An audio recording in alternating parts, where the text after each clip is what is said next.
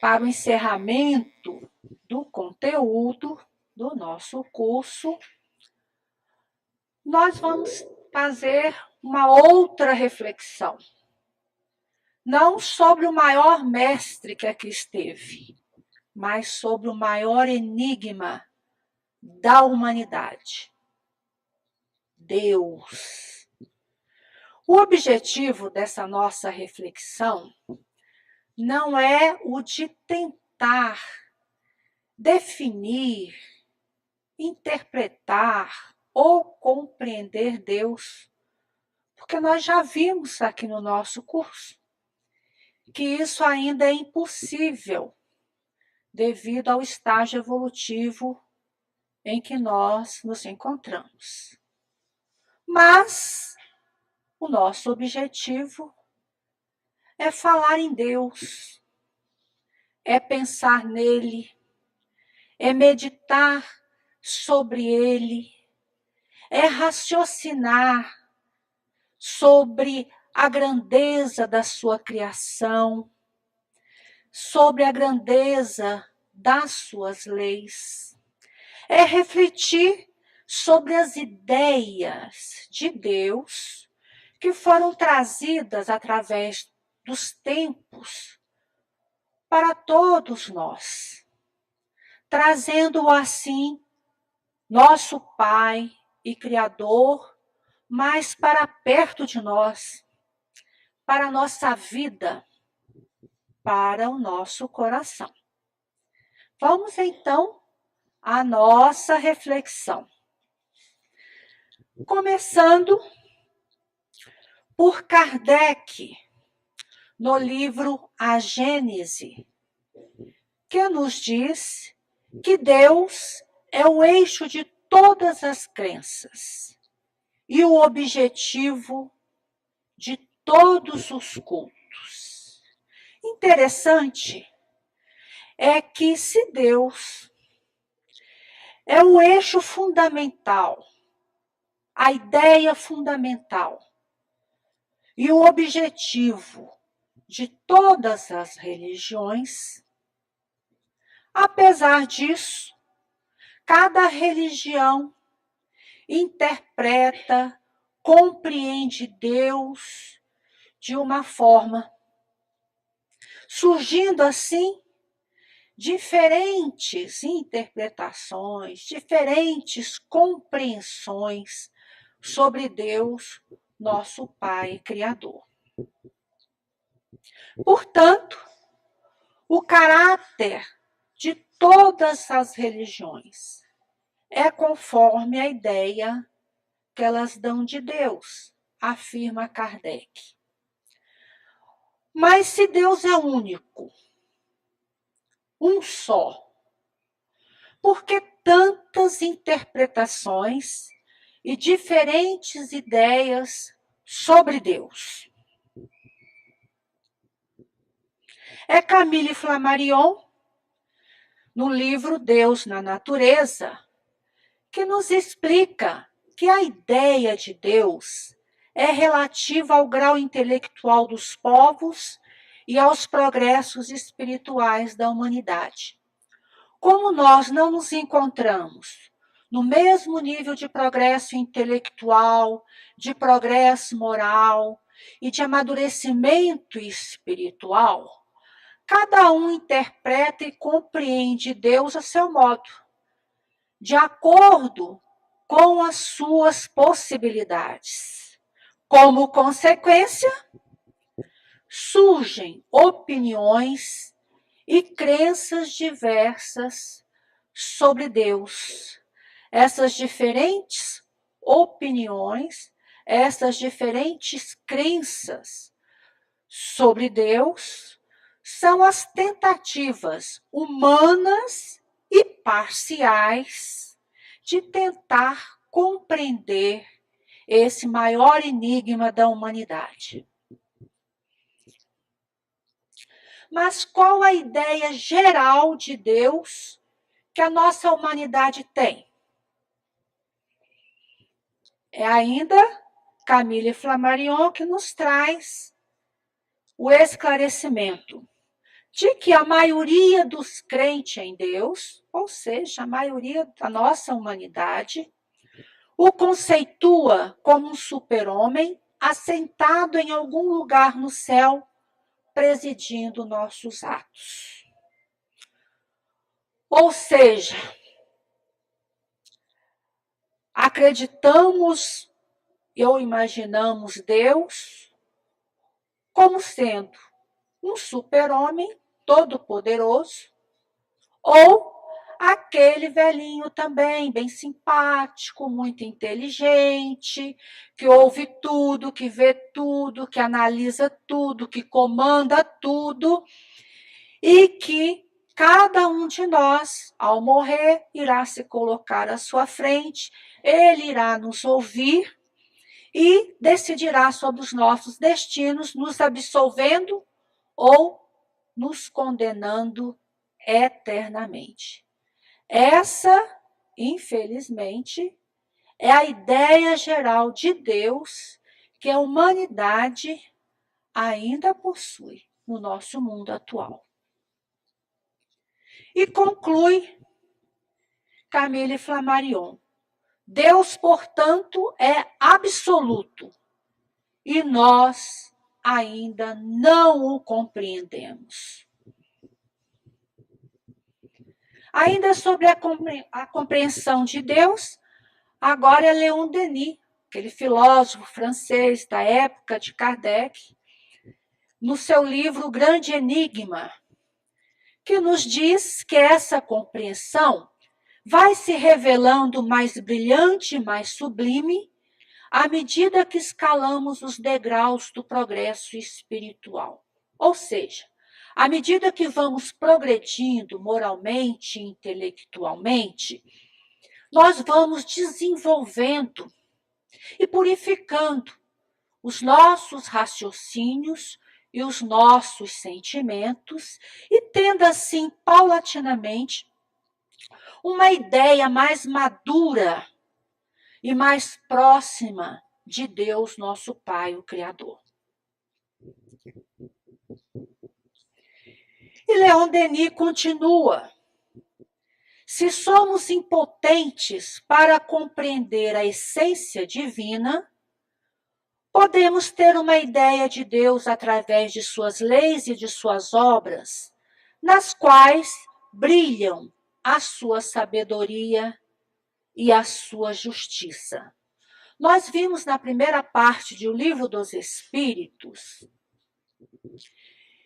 que, para compreendermos a intimidade de Deus, a intimidade divina, ainda nos falta o sentido, que nós só adquirimos com a completa depuração dos nossos espíritos.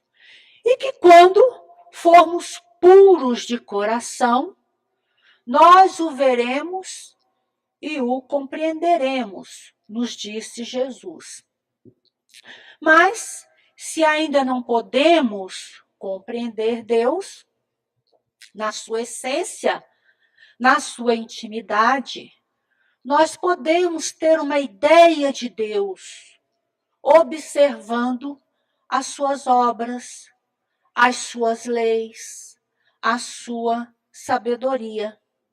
É só começarmos a observar a vida ao nosso redor, começando por nós mesmos, a complexidade, a perfeição do nosso corpo, as potencialidades divinas que trazemos dentro de nós, observarmos a natureza, quanta beleza, quantas cores, quanto perfume, quanta generosidade, os animais, o sol que nos aquece, a água que nos alimenta, o ar que respiramos, a brisa que nos refresca, que nos acaricia, os processos de nascimento e da morte, a harmonia do universo. Quem será que criou tudo isso? harmonia, tanta beleza, tanta generosidade, tanta sabedoria. Será que foi o acaso? Observando a sua obra, nós vamos nos aproximando, sentindo o seu Criador. E sobre essa necessidade da ideia de Deus, Leon Denis nos diz que a ideia de Deus é indispensável à nossa vida. Sem ela, a humanidade se abate e perece moralmente sem conseguir se regenerar. E Leon Denis compara essa necessidade da ideia de Deus em nossa vida como se fosse assim, uma bússola preciosa que nos guia com segurança, com mais acerto na nossa caminhada evolutiva.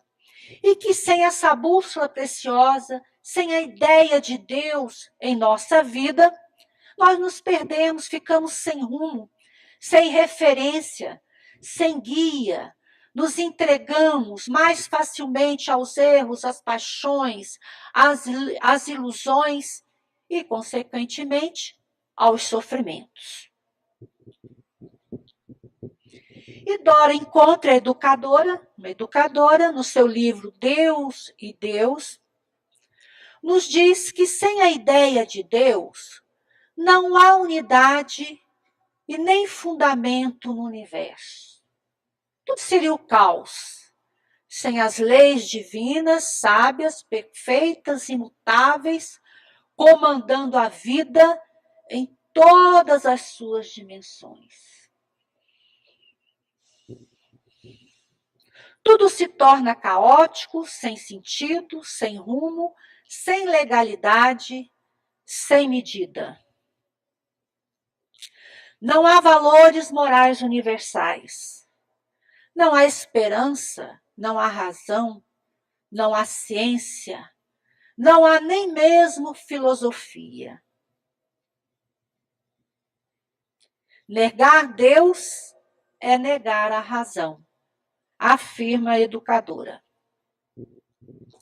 Ainda sobre a ideia de Deus, Leon Denis volta nos esclarecendo no seu livro Grande Enigma, que essa ideia precisa ser engrandecida, desembaraçada das falseadas interpretações em que as religiões e os sistemas a têm envolvido. É porque ainda nós, a humanidade, não tem uma ideia mais verdadeira de Deus, é que nós vemos e observamos no nosso mundo atual tanta coisa errada. Violência, guerras, crimes, desonestidade, corrupção e até mesmo preconceitos, né? Preconceitos raciais, preconceitos religiosos, fanatismo, intolerâncias religiosas, guerras realizadas em nome de Deus, que é só amor, em nome de Cristo, que só veio nos ensinar o amor, a caridade, a solidariedade ao próximo. E por isso mesmo que esses ensinamentos vêm nos ajudar, não só em ter uma ideia mais próxima de Deus, sem essas interpretações, vamos assim dizer, das religiões e dos sistemas ainda tão distantes da realidade do nosso Criador. Agora nós vamos ver as ideias de Deus que foram trazidas através dos tempos por aqueles que em um determinado momento da sua vida pensaram nele, o vivenciaram intensamente. E esses autores nos dizem que, apesar dessas interpretações, dessas ideias, elas todas estão ainda muito distantes da grandeza do nosso Pai e Criador, que ainda são muito pobres, mas foram aquelas que eles puderam conceber naqueles momentos. Vamos começar então com Jó, lá na Bíblia, no Antigo Testamento, que respondia àqueles que iam procurá-lo perguntando sobre Deus. Queriam compreender Deus. E Jó respondia: pergunta, pois, aos animais, e eles te ensinarão. Às aves do céu, e elas te instruirão. Fala aos répteis da terra, e eles responderão. E aos peixes do mar, e eles te darão lições. Entre todos esses seres, quem não sabe que a mão de Deus fez tudo isso? Ele tem em mãos a alma de tudo que vive. Ele é o sopro de vida de todos e de tudo o que existe. Logicamente, Jó não estava orientando aquelas pessoas que deveriam sair perguntando para os peixes, para as aves, para os répteis, para os animais sobre Deus. Mas, simbolicamente, Jó estava estimulando naquelas criaturas buscar Deus na sua criação.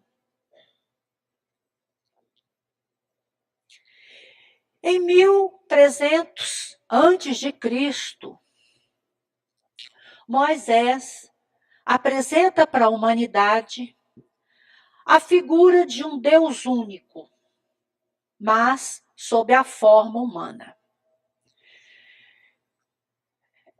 Uma grande ajuda para todos nós, porque naquela época se acreditava em vários deuses. E Moisés falou para a humanidade: não, Deus é um só, ele é único.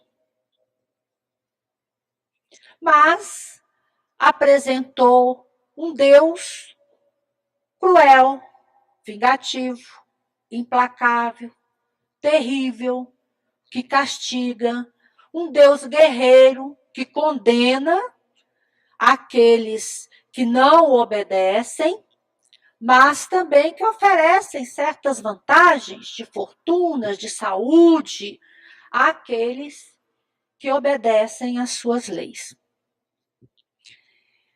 Para aquela época, essa era a ideia que aquele povo podia aceitar e respeitar de Deus. Um povo extremamente indisciplinado, violento, vingativo. A justiça para eles era mais vingança, olho por olho, dente por dente, do que propriamente justiça, e eles jamais poderiam aceitar a ideia de um Deus que é Pai, um Deus que é amor, que é bondade, que perdoa todos os seus filhos, mesmo aqueles que erram. Essa ideia jamais poderia ser aceita por esse povo. Daí, Moisés apresentar a ideia de um Deus sob a forma humana e um Deus guerreiro. Era um Deus para ser temido e não amado. Passaram-se os tempos, vieram os antigos filósofos, trazendo as seguintes ideias sobre Deus. Sócrates, Deus é a razão perfeita. Platão, Deus é a ideia do bem. Aristóteles, Deus é a perfeição absoluta. Sócrates e Platão são considerados precursores das ideias cristãs e do espiritismo. Inclusive, a síntese da teoria, da filosofia de Sócrates e Platão, ela está na introdução do Evangelho segundo o Espiritismo. A humanidade amadureceu um pouco mais, o tempo passou e veio Cristo, trazendo a ideia de um Deus soberanamente justo, bom e misericordioso, que dá a cada um dos seus filhos segundo as suas obras, para que eles tenham mérito do seu progresso e das suas conquistas. Um Deus Pai que estende a sua proteção sobre todos os seus filhos, ou seja, que dá sempre novas oportunidades para os filhos que erram de reparação, de aprendizado e de reconquista da sua felicidade. Um Deus para ser amado e não temido como o Deus de Moisés. E o Mestre nos deixou essa sublime recomendação: amai a Deus sobre todas as coisas e ao próximo como a si mesmo. Santo Agostinho, no ano 386, também fez as suas reflexões sobre Deus. Se ninguém me pergunta que é Deus, eu sei. Mas se me pergunta, eu já não sei. Então, o que é Deus? Perguntei à terra e ela me disse: eu não sou Deus. E tudo que nela existe me respondeu da mesma maneira. Perguntei ao mar, aos abismos e aos répteis de alma viva, e eles me responderam: não somos teu Deus. Busca-o acima de nós. Interroguei as brisas que sopram, e todo o ar com seus habitantes me disse: eu não sou Deus. Conclui Santo Agostinho: eu te procurava lá fora, e eis que tu estavas dentro de mim.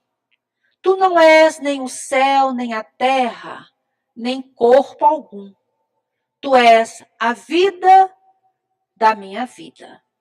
Com essa reflexão, Santo Agostinho nos estimula a buscar Deus dentro de nós mesmos, no nosso coração.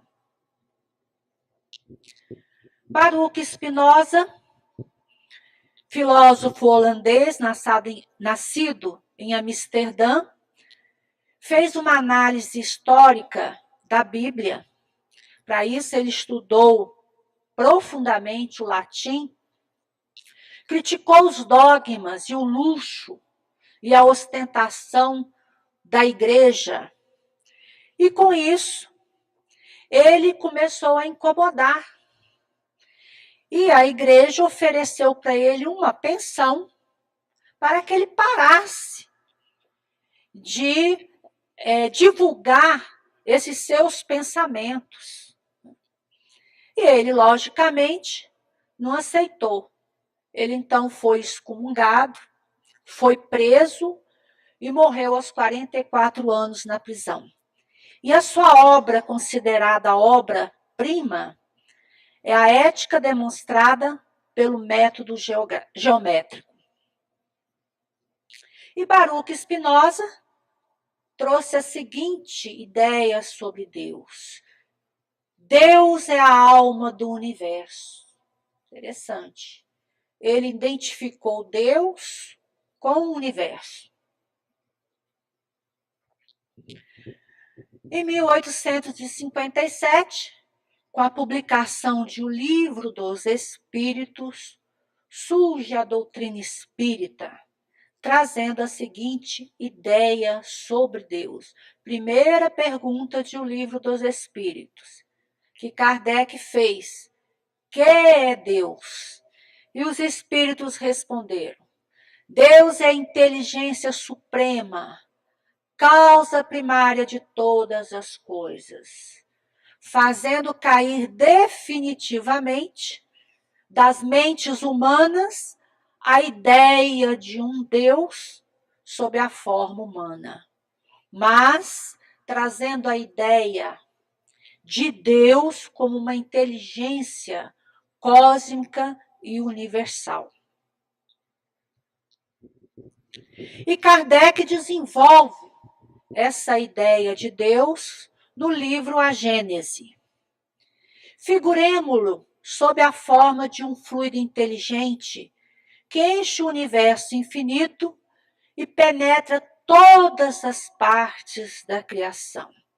Ou seja, Kardec traz a ação, exemplifica a ação da providência divina como sendo um fluido inteligente que penetra em todo e em todos os seres da sua criação. Todos nós nos encontramos mergulhados nesse fluido divino, irradiado por Deus, nosso Pai Criador. E complementa Kardec: longe de nós materializar a divindade, destina-se esta comparação a dar uma ideia mais exata do que das que o apresentam debaixo de uma figura humana. Compreendendo essa ação da providência divina, nós também passamos a entender melhor certas colocações de que nós estamos em Deus, que Ele está em nós, que está em tudo e em todos. Quando o Mestre disse: eu e o Pai somos um só, dá para a gente compreender um pouco mais sobre essa ação da providência divina, sobre a presença de Deus em tudo aquilo que Ele criou em nossas vidas. E Leon Denis, que já foi citado aqui, filósofo francês da época de Kardec, no seu livro Grande Enigma, nos traz a seguinte ideia sobre Deus. Deus é a inteligência soberana, a unidade universal. Qual imenso foco onde todos os seres vêm a unir a força, a luz e a vida, necessárias para os guiar na senda dos seus destinos. Deus, como esse foco de inteligência soberano e universal, nele, automaticamente, através dos nossos pensamentos, das nossas ações, lembrando da comparação de Kardec, nós nos encontramos mergulhados nessas emanações divinas. Nelas, automaticamente, entrando em sintonia, nós nos alimentamos, nós nos fortalecemos, nós nos tornamos melhores. Daí a importância de, tendo esse conhecimento, estarmos buscando Deus, sempre com os nossos pensamentos, com os nossos sentimentos, com as nossas ações, procurando cumprir as suas leis. Deus, segundo Camille Flammarion, astrônomo francês também da época de Kardec, descobridor dessa galáxia, a M104, mais popularmente conhecida como sombreiro, por ela lembrar aquele chapéu mexicano, aquele grande chapéu mexicano, né? Ela, nas suas bordas mais escuras, ela é feita de poeira cósmica. E no centro, nessa parte mais luminosa, contém aí bilhões de estrelas. Ela foi descoberta em 1921 por Camille Flammarion, mas só foi fotografada pelo telescópio Hubble, se não me engano, em 2002? 2002, né? E ela se encontra a 25 milhões de anos-luz da Terra. Bonita. Camille Flammarion nos diz que Deus é a força inteligente, universal e invisível que se encontra na natureza, comandando, ordenando e construindo sem cessar, agindo eternamente. Como Deus está em tudo que Ele criou, não é? A vontade do Criador pulsa em toda a sua criação, em toda a natureza. Ele comanda tudo isso, a vida, todo o processo de vida, por meio das suas leis. E Albert Einstein, maior físico do século XX, autor da teoria da relatividade, Prêmio Nobel de Física em 1921, autor de vários livros, mas destacamos esses 2 livros escritos por ele, O Mundo Como Eu o Vejo e Dos Meus Últimos Anos. Esses livros contêm uma série de coletâneas de artigos sobre o homem, sobre a sociedade, sobre filosofia, sobre política não partidária e sobre Deus. E Einstein, apesar de afirmar não ter uma religião, ele acreditava em Deus. E nos traz a sua ideia sobre o Criador.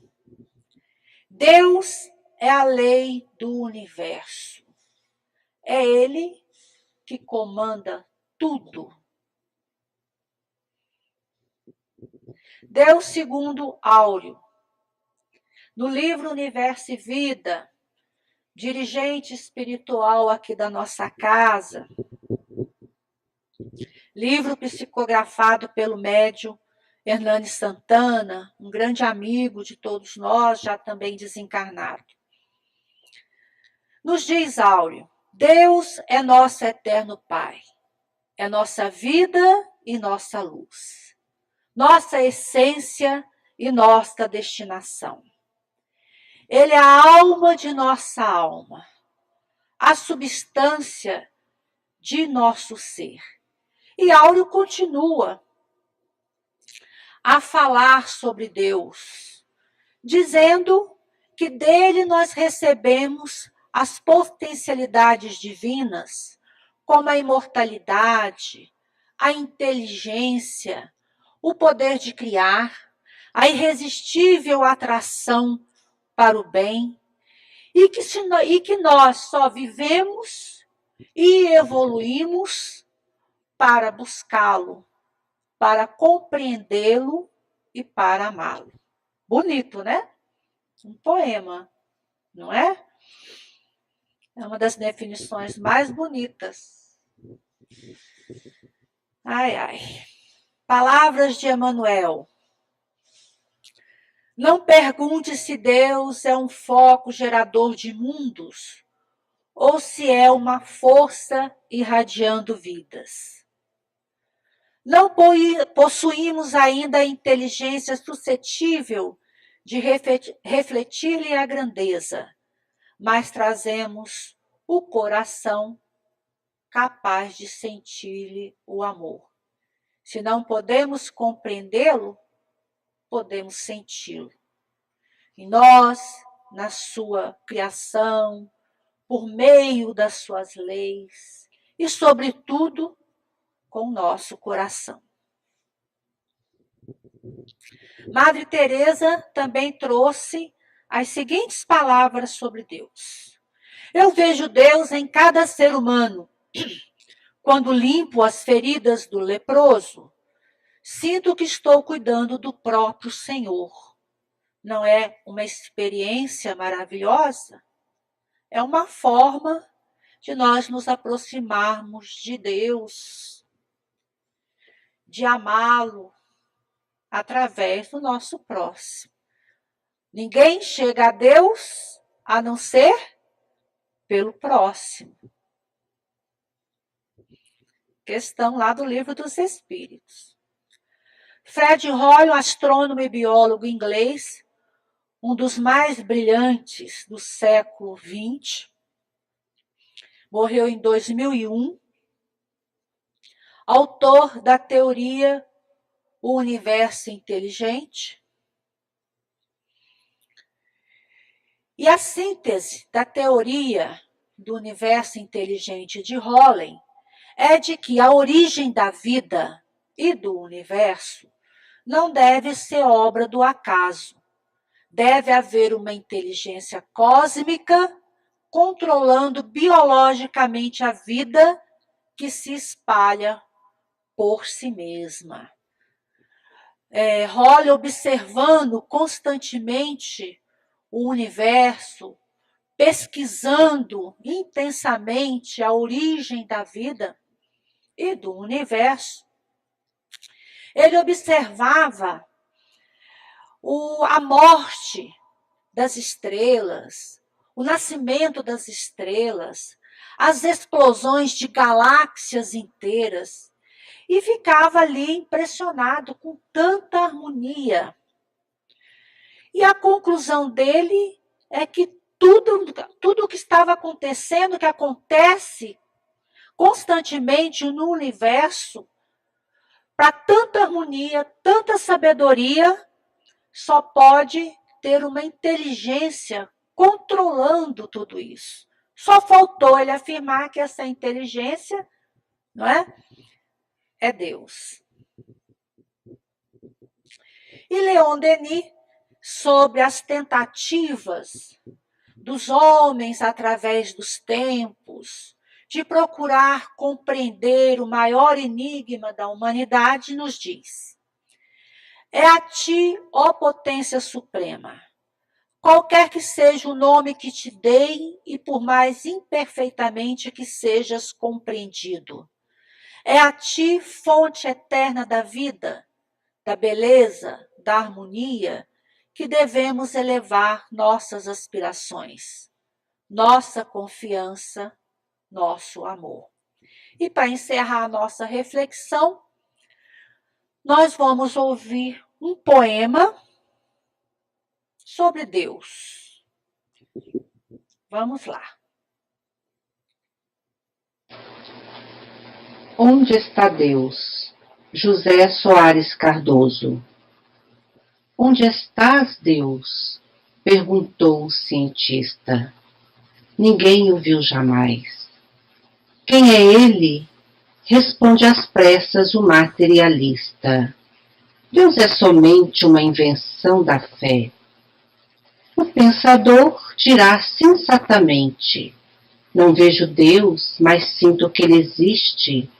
A natureza mostra claramente onde o poder do Criador consiste.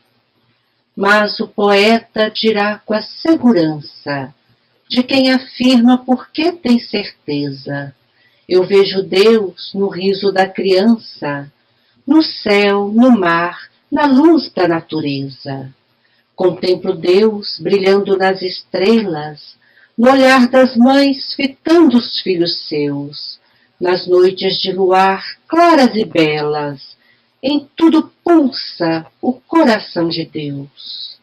Eu vejo Deus nas flores e nos prados, nos astros a olhar pelo infinito. Escuto Deus na voz dos namorados e sinto Deus na lágrima do aflito. Percebo Deus na frase que perdoa, contemplo Deus na mão que acaricia, encontro Deus na criatura boa e sinto Deus na paz e na alegria. Eu vejo Deus no médico salvando, pressinto Deus na dor que nos irmana, descubro Deus no sábio procurando compreender a natureza humana. Eu vejo Deus no gesto de bondade, escuto Deus nos cânticos do crente, percebo Deus no sol, na liberdade, e vejo Deus na planta e na semente. Eu vejo Deus, enfim, por toda parte, que tudo fala dos poderes seus. Descubro Deus nas expressões da arte, no amor dos homens também sinto Deus. Mas onde eu sinto Deus com mais beleza, na sua mais sublime vibração, não é no coração da natureza, é dentro do meu próprio coração.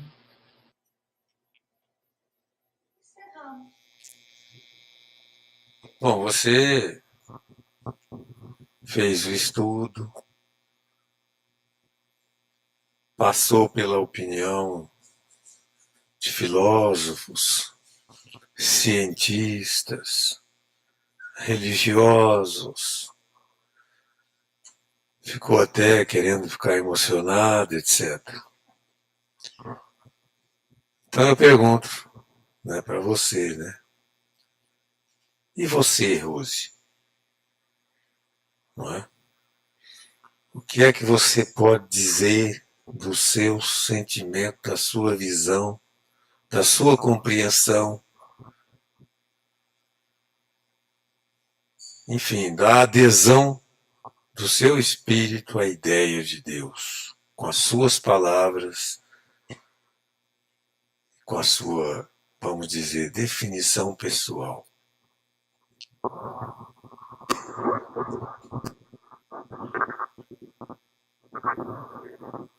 Bom, eu acredito que eu estou no mesmo patamar, vamos assim dizer, claro que tem pessoas que já têm uma grande, vamos assim dizer, não digo nem compreensão, mas visão, né, de Deus, desse grande enigma. Eu me considero assim dentro do grupo que está fazendo esforços.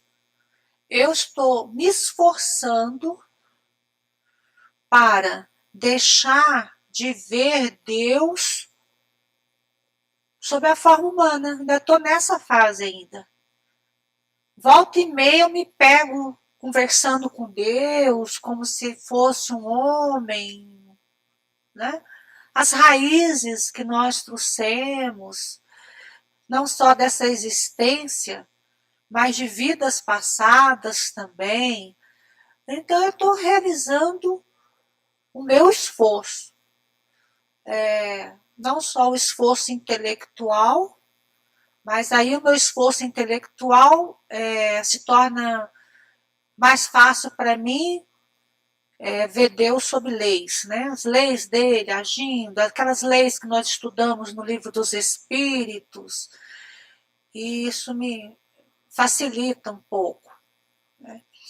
E sentir, eu tenho mais facilidade até para sentir com o coração, né? A natureza, a beleza da natureza, os animais. Então, você vê aquilo tudo acontecendo, as reproduções, né? Eu falo assim, meu Deus, que coisa linda que é a vida, né? A vida, a criação de Deus.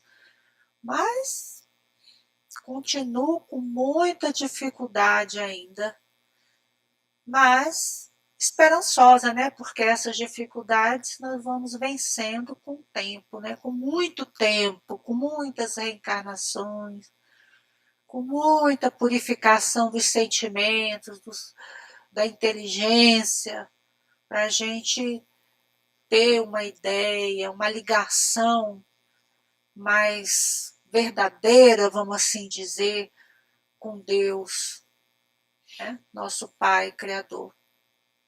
Estou me esforçando, mas trago muitas dificuldades ainda, muitas mesmo.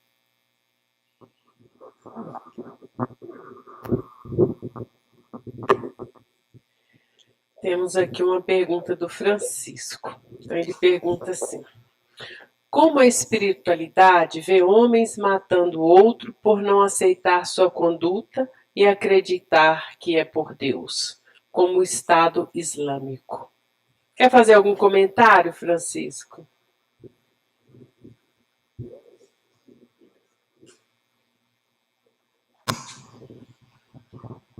Essa novela começou muito cedo, né? Depois dos ensinamentos do Cristo, as guerras santas, em nome de Deus, como se o homem, através do ódio, representasse a vontade de Deus. A vontade de Deus é expressada nas leis da natureza e nas leis que regem as relações da criatura através dos sentimentos de amor e de fraternidade, porque fraternidade é princípio fundamental, todos somos irmãos. Logo, a espiritualidade vê em qualquer manifestação de qualquer religião, entre aspas, porque às vezes as religiões não são bem representadas em termos de essência de pensamento por aqueles que se dizem pertencer a ela. Então, na verdade, os espíritos superiores veem esses fatos como lamentáveis transgressões às leis divinas e, portanto, sujeitas a duras penas e reparações futuras. Na essência, nós, quando apreciamos de alguma forma esses acontecimentos, dentro ou fora de nós, né, nós podemos estar conscientes que a justiça divina é perfeita. Quando um ato que transgride a lei de Deus e violenta nossas emoções, inclusive, etc., acontece, podemos ficar tranquilos. A justiça já está iniciando o seu processo de reparação. Isso serve para os outros, mas serve para nós também. Então, quando nós transgredimos a lei de Deus, estamos lascados. Porque a lei de Deus já nos pegou, nós fomos o juiz de nós mesmos. A nossa consciência é a expressão divina dentro de nós, a nos acompanhar em todos os atos e etc. E não existe um ato, nós vimos isso estudando Deus, por menor que seja, que não esteja submetido à justiça divina. Deus é ótimo, extremamente justo e bom. A gente gosta do bom.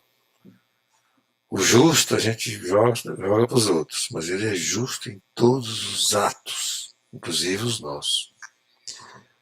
E quando acontece também esses fatos lamentáveis que a mídia gosta de explorar, que vende, tem gente que adora, né?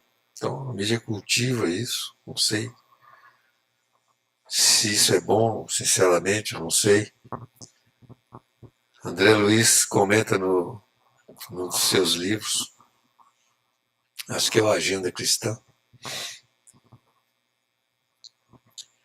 uma frase que eu gosto de repetir: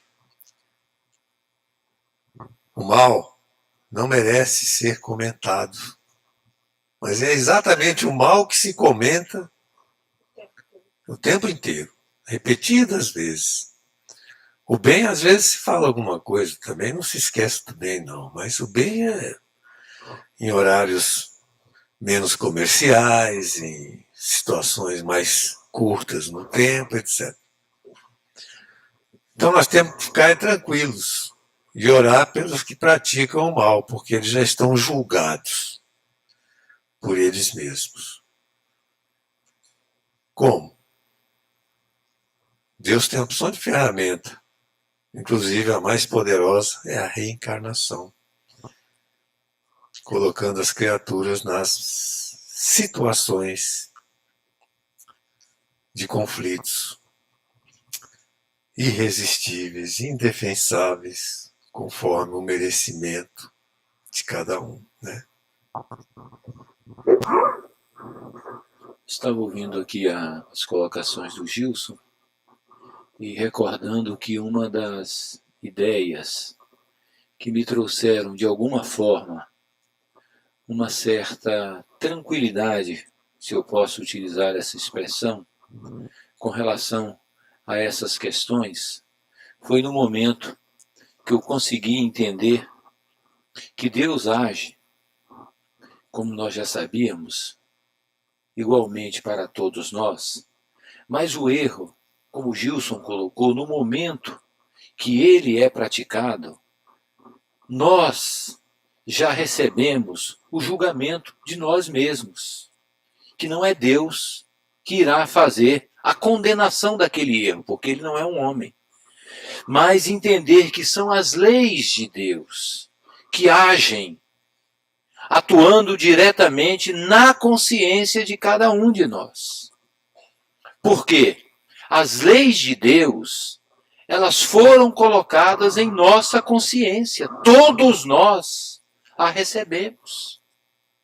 Todos nós, independentemente, invariavelmente, recebemos esses princípios na nossa formação.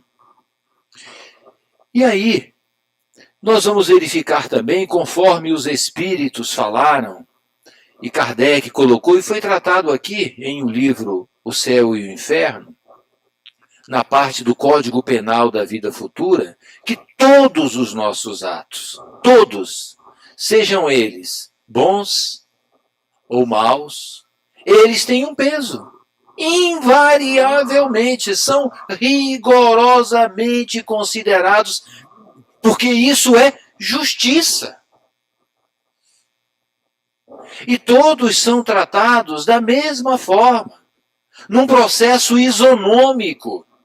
Não existem valorizações para um em detrimento de outro. Todos tratados da mesma forma, mas tudo é rigorosamente pesado na justiça divina, nas suas leis.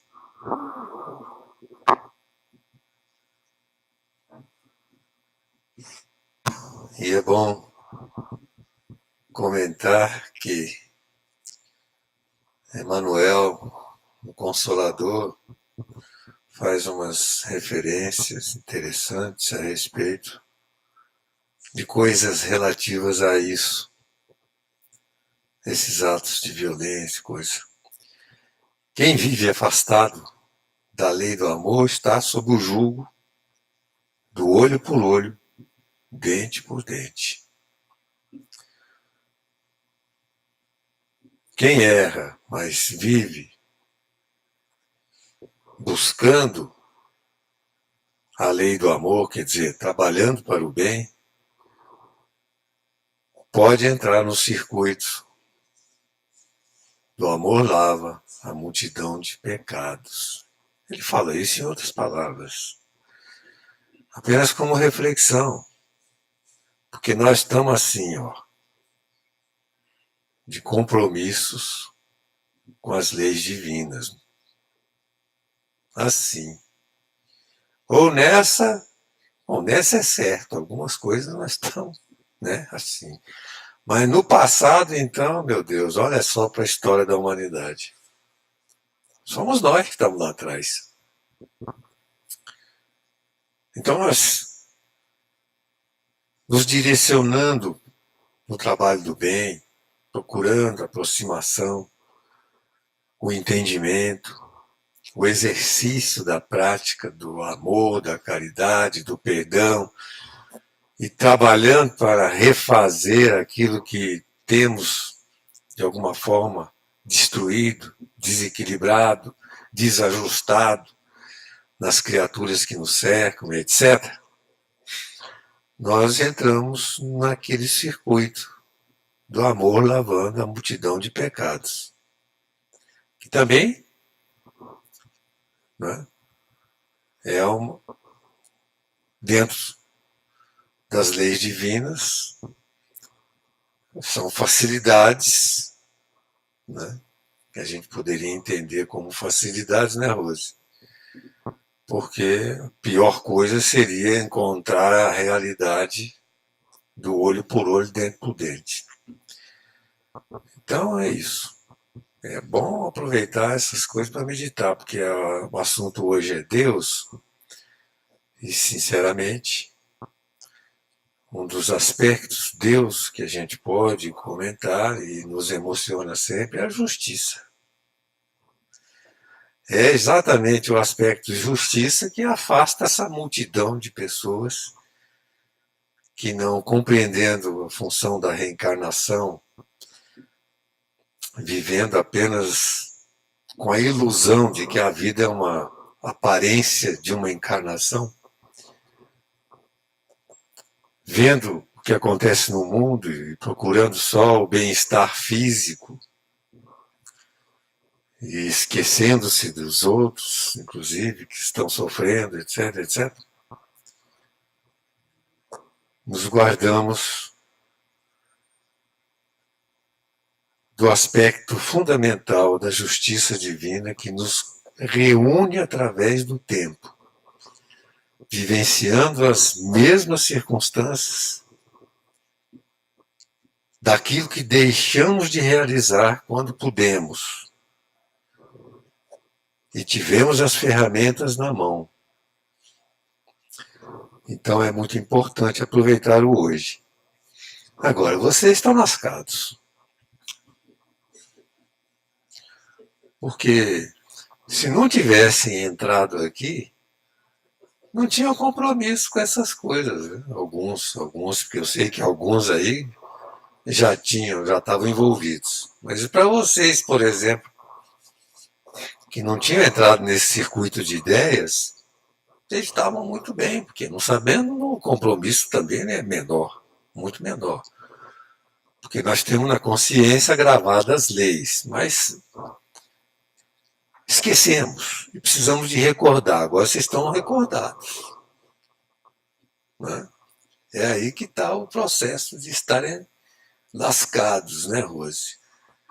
Tem que realizar o bem dentro de si mesmo, tem que procurar a renovação, a prática da solidariedade, tem que mudar comportamentos, sentimentos, emoções, tá? Vivenciar realidades das paixões do mundo com outros olhos, né? E com outra visão interior das coisas. É isso ou não é? E aí, dentro dessa linha, nós identificamos também o que o próprio Evangelho nos chama a atenção. O capítulo desse mês que nós estamos estudando, o Sede Perfeitos. Afirmativa do Cristo, sede perfeitos como vosso Pai Celestial é perfeito. Isso é um desafio que nós temos que buscar cotidianamente, transformando em nós elementos que se encontram cristalizados em função do nosso passado, da inobservância das leis de Deus. Neste capítulo, o Evangelho nos chama, por exemplo, mostrando os caracteres do homem de bem. Quem é o homem de bem? É aquele que pratica a lei de justiça, de amor e de caridade em sua maior pureza. Olha, é um imenso de um desafio, mas é algo que nós temos que começar a pensar, porque Deus é o nosso objetivo. E temos que trilhar esse caminho com o esforço diário da observação e do trabalho. Eu gostei dessa conversa sua e até vou voltar a pergunta para você mesmo, né? Você dissertou muito bem sobre a perfeição, então eu vou fazer uma perguntinha para você. Quão perfeito você está?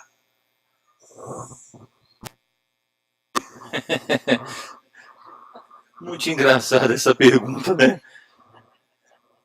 Olha, o quão perfeito eu estou, evidentemente que eu não tenho como responder, porque eu não conheço, mas eu posso avaliar que alguns aspectos já ocorreram em termos de modificação.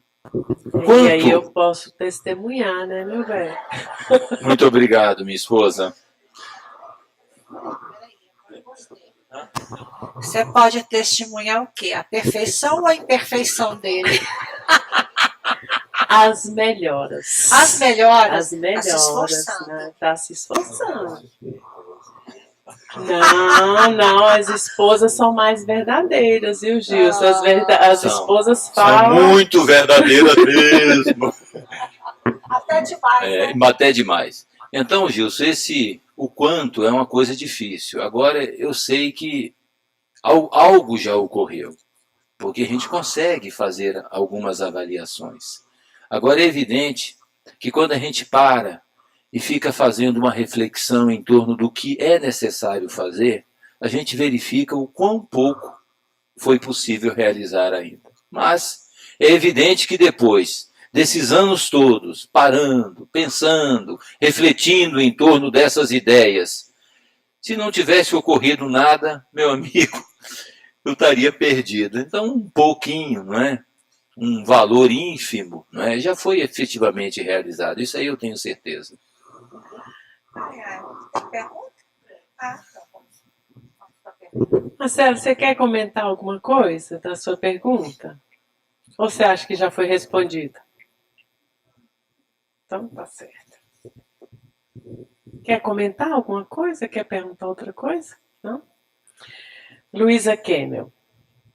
Várias definições foram construídas para Deus, mas, ao mesmo tempo, a complexidade e simplicidade o rodeia. Por que tal patrono é considerado como incógnita? Após vários séculos de estudo, ainda assim Deus conseguirá ser interpretado claramente? Quer comentar, Luísa? Cadê você, não? Eu sei que os outros amigos terão alguns comentários a fazer, mas o porquê da incógnita, para mim, a coisa mais clara da dificuldade da interpretação de Deus foi o pensamento de Santo Agostinho. Se não me perguntam o que é Deus, eu sei. Se me perguntam, eu não sei.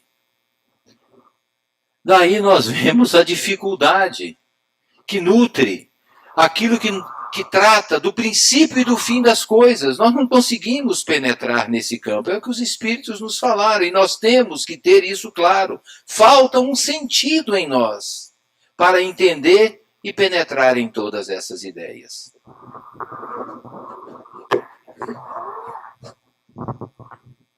Mas nós temos esperança. Basta ir lá no Livro dos Espíritos, na escala espírita, nós vamos ver que existe, na escala espírita, espíritos que compreendem Deus. E essa lição é muito importante para nós, porque não compreender Deus é exatamente estar vivenciando mundos em que o mal prevalece sobre o bem. É o predomínio do mal.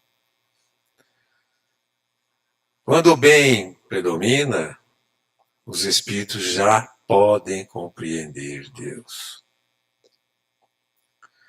É bom para a gente saber onde a gente está.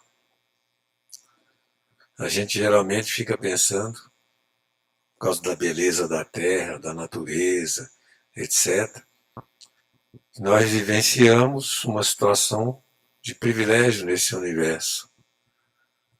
É um privilégio para espíritos comprometidos com o mal como nós, viver num mundo tão maravilhoso. Mas acontece que as circunstâncias sociais e até mesmo materiais do organismo terrestre que ainda se manifesta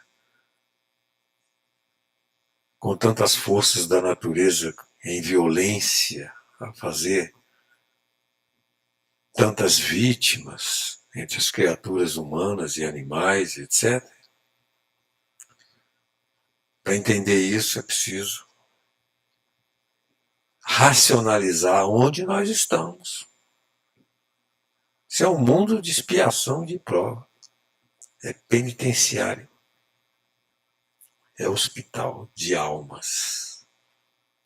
Capítulo 3º do Evangelho segundo o Espiritismo, né? Para melhor localizar.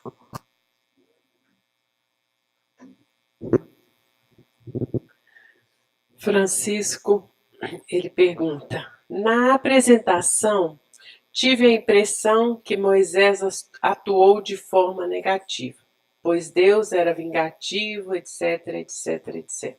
Como poderíamos mudar este conceito? Quer fazer algum comentário, Francisco? Não?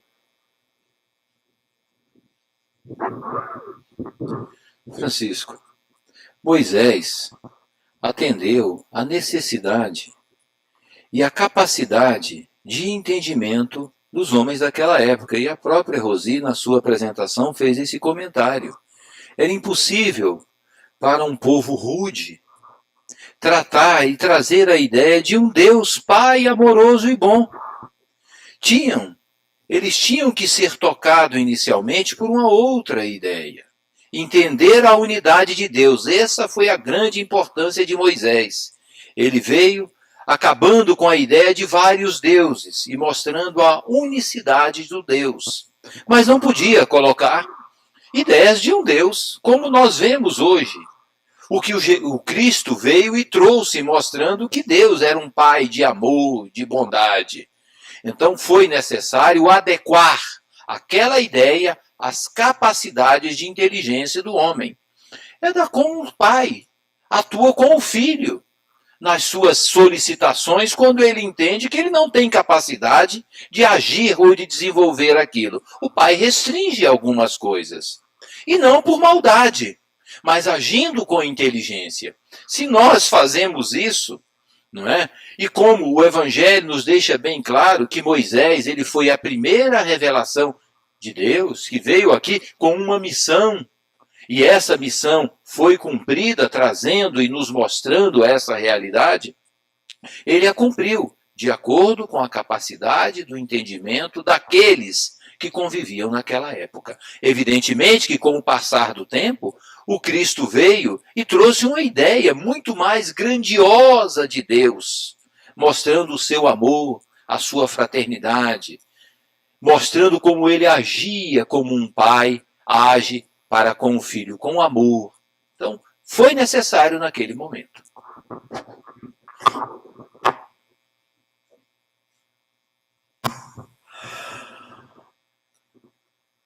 Moisés trouxe os fundamentos da justiça a todos os povos, na linguagem de Emmanuel. A mensagem da justiça. Não matar, não roubar, não não desejar os bens nem a mulher do próximo, não cometer adultério, honrar o pai e a mãe. Não, honrar o pai e a mãe já não é de Moisés. É. Não mentir em falsos testemunhos, etc. Muito bem.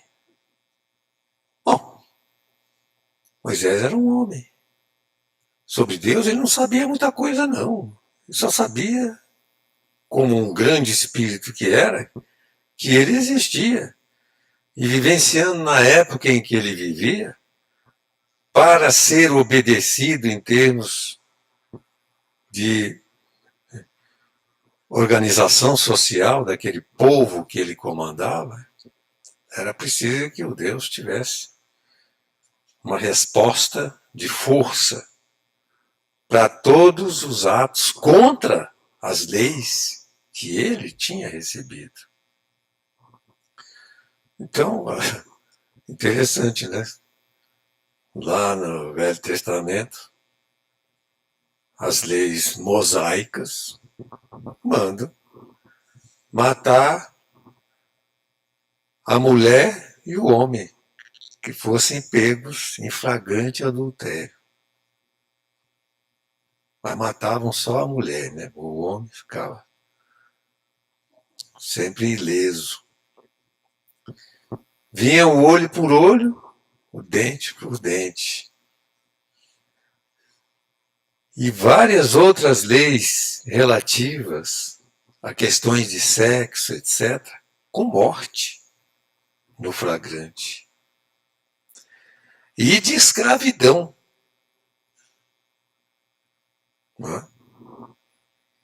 Então, eram outros tempos, outras necessidades, etc. Aí, Moisés trouxe os fundamentos da justiça. Jesus trouxe os do amor. Amai os vossos inimigos. Orai pelos que vos perseguem e caluniam, para serdes filhos de vosso Pai que está nos céus. Quem poderia nesse mundo dizer isso e ser respeitado? Só o Cristo. Numa época em que inimigo tinha que ser morto, degolado, porque essa era a honra de qualquer homem digno, de qualquer cidadão de valor. Vem o Cristo e diz isso. Amai os vossos inimigos.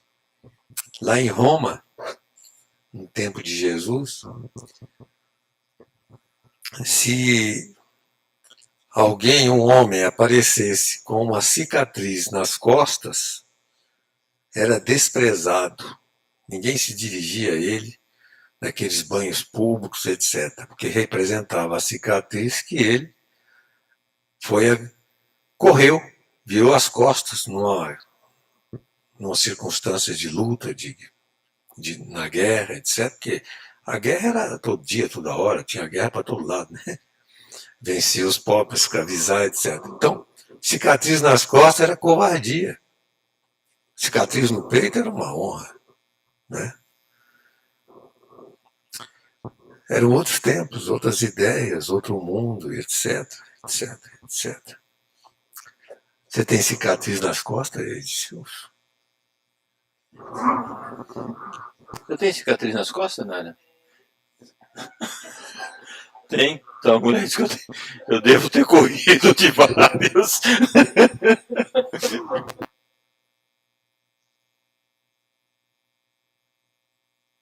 A gente pode refletir também um pouquinho sobre essa questão. É que as grandes verdades, elas são trazidas gradativamente, à medida que a humanidade vai demonstrando condição de assimilar intelectualmente as novas ideias. Então, Moisés não errou de forma nenhuma ao apresentar essa ideia de Deus. Ele agiu de acordo com as condições do povo daquela época. Era a única ideia que eles podiam suportar, era essa de um Deus guerreiro. vocês verem as coisas de outro ponto de vista, Moisés recebeu os 10 mandamentos da lei de Deus, supondo que vinha de Deus. Sim, veio de Deus, mas ele nada mais foi do que médium dos espíritos superiores. Ele psicografou, como Chico Xavier psicografava, ele psicografou aqueles 10 mandamentos segundo a linguagem de Emmanuel. E está lá um registro no Velho Testamento que na sarça ardente ele ouviu a voz de Deus. Né? Deus não tem voz. Ou melhor, não vou dizer nada sobre a voz de Deus, mas quem tem voz humana são os espíritos que se materializam no sentido de transmitir a mensagem.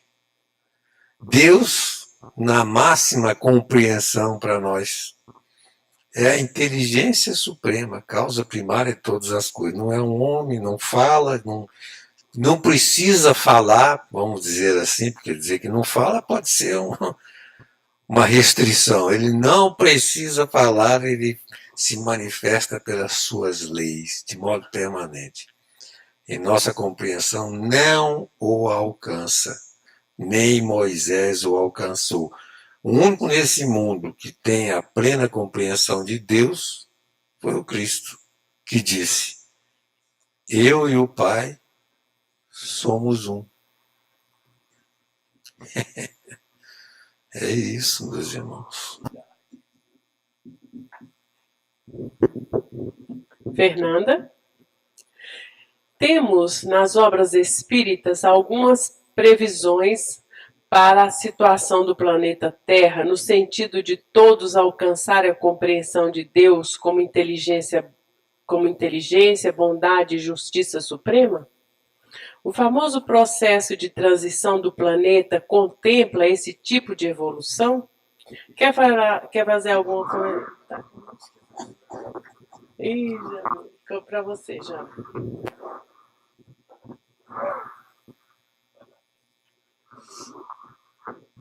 Bom, na obra A Gênese, Allan Kardec dá uma ideia para a gente lá no último capítulo, fala alguma coisa a respeito dessas previsões aí, dessa transformação, que é algo muito lento, né? E que, pela notícia que os espíritos nos trazem, já se iniciou, né? Mas que não é nada que acontecerá de forma abrupta, né? É um processo de transformação do nosso planeta e que nós é que somos os responsáveis por esse processo. Ele demorará tanto quanto nós compreendermos e agirmos dentro da vontade de Deus no papel de cada um para essa transformação. Tá? Nara, repete a parte da pergunta para mim, por favor. Ela quer saber se temos, né, nas obras algumas previsões e ela quer saber se todos alcançaremos a compreensão de Deus. Nessa questão dessa parte da evolução. Como habitantes do planeta Terra, naturalmente que não, né? Porque, como já foi dito hoje em estudos anteriores, falta-nos sentido para essa compreensão. Mas como nós somos criaturas de Deus, nascidos para a perfeição, criados para a perfeição, certamente chegará o dia em que nós atingiremos esse grau de compreensão de Deus. Né? Mas, enquanto habitantes do planeta Terra, isso não nos é permitido pelas possibilidades que nós temos de entendimento das coisas. Falta-nos o sentido, como nos dizem os espíritos. Interessante juntar isso aí que ela está falando com outras coisas, por exemplo, o capítulo 3º do Evangelho, quando os espíritos informaram a Kardec que a Terra vai ser um mundo de regeneração, em que pouco a pouco vai haver uma alteração no quadro terrestre para muito melhor em termos de relações entre as criaturas, e dessa melhora resultará uma nova situação. Mas os corpos ainda serão de carne. E nos mundos mais adiantados, o corpo já não é de carne. Então, na verdade, nós não sabemos, né, que ela respondeu muito bem a pergunta, a meu ver, né? Eu também não sei tudo, essas coisas a gente tem limites. Ela respondeu muito bem, porque se os nossos corpos, até onde nós formos aqui nesse planeta, ainda serão de carne, só em mundos onde os corpos são mais sutis é que nós poderemos entrar no reino do domínio, de compreensão, por exemplo, de Deus, nosso Pai. É uma hipótese baseada na lógica desses pensamentos, desses raciocínios, né, fundamentados.